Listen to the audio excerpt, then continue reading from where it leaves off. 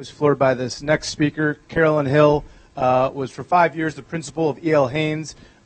She's the manager in the education innovation portfolio at CityBridge, and I guess on nights and weekends is the founder and chief instigator of the DC Equity Lab. Thank you, Eric.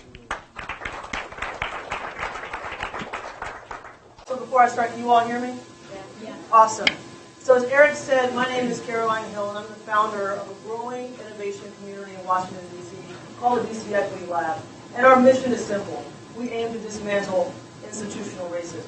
So tonight's big idea is a process called Equity by Design, which creates the space, empowers the voices, and generates the ideas to dismantle racism. Racism is real, and it lives in the lived experience of students of color in DC. It lives in our physical spaces, our decisions, who's privileged to make those decisions, and even the processes that we use to create the opportunity for decision. Racism lives when the lived experience of people of color, especially youth of color, is not empowered, positioned, or privileged to lead. The Equity by Design process flips this and allows the stories and the lived experiences of the most marginalized to lead the process of co-invention and co-creation.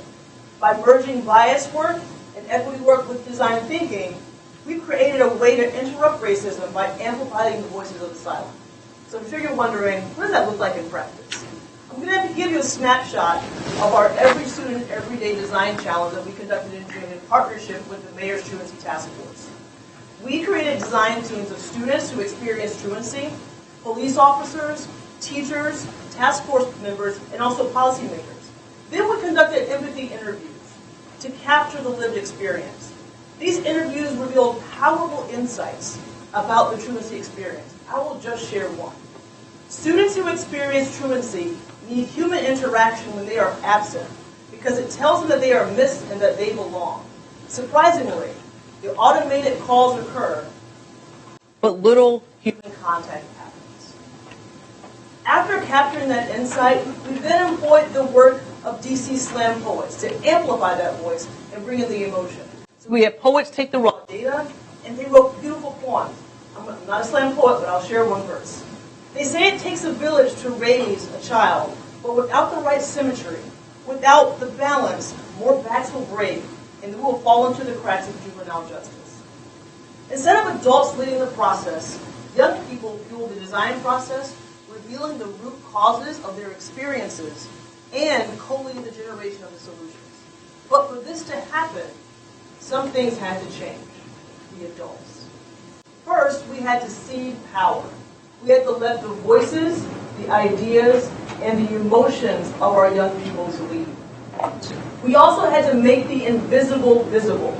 We had to courageously acknowledge how current policies and practices and the beliefs that undergird those policies and practices impact the lives of students. And more importantly, we had to check our language. In order to write a different story, to create a new future, we could not use the language that currently exists. We had to pause, think about new language of the future, and make sure that our language and the ideas that we were creating were aligned to the goal of equity.